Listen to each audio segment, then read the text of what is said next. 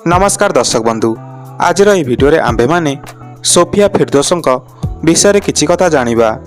Sophia Firdaus जी कि कटक बारवाटी सीट्रु कांग्रेस दलर विधानसभा सभ्य अटंती। सोफियांकर बयस 32 वर्ष अटे।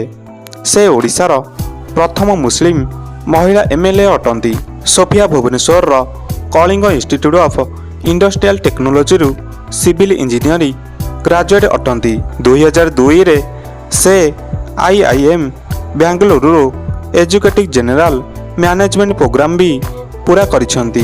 राजनीति को आसिबा पूर्वरु सोफिया निज बापांकर मेट्रो बिल्डर्स कंपनी डायरेक्टर भी थिले। 2023 रे सोफिया भुवनेश्वर रे Confederation of Real Estate Developers Association of India संगठनर अध्यक्ष भावे बछा जाइथिले। एहा साथीरे से एही संगठनर ईस्ट जोनर ईस्ट विंग कोऑर्डिनेटर भी रहिथिले। सोफियांक स्वामी शेख मोराज उल्लक अटंती, जे कि जने बिजनेसमैन अटंती। Sofia India Green Building Council Bhubaneswar chapter सह अध्यक्ष भी अटंती।